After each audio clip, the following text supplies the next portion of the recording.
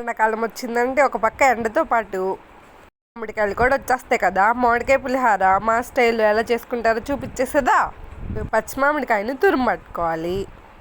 పట్టుకోవడం అయిపోయాక ఉడికించిన అన్నాన్ని ఒక డిష్లోకి వేసుకొని పొడి పొడిగా చేసుకోవాలి. మీద బండి పెట్టుకొని అందులో తాలింపు దినుసులు వేసుకోవాలి. తాలింపు దినుసులు వేగిపోయాక పల్లీలు వేసుకొని కూడా వేగిపోయాయి అని అనిపిస్తే పచ్చిమిర్చి, ఎండుమిర్చి, కరివేపాకు, ఉప్పు, అల్లం, ముక్కలుగా తరిగిన అల్లం వేసుకోవాలి.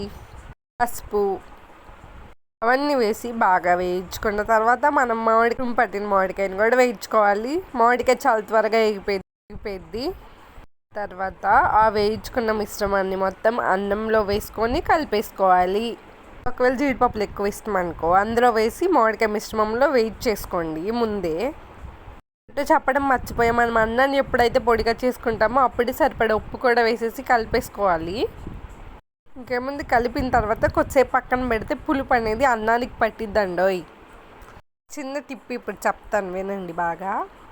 ఇలాగ అన్నాన్ని కలుపుతాం కదా, అప్పుడు పచ్చి మామిడికాయ తురుముని కొంచెం ఎక్స్ట్రాగా ముందే తీసి పెట్టుకోండి. అది అన్నంలో వేసుకొని కలుపుకుంటే చాలా బాగుండిద్ది. అక్కడక్కడ క్రంచీగా తగులుతూ వేయించిన మామిడికాయ ముక్కలు అక్కడక్కడ తగులుతూ పల్లీలు, జీడిపప్పు అన్నీ తగులుతుంటే చాలా బాగుండిద్ది. సబ్స్క్రైబ్ చేసి లైక్ చేయండి.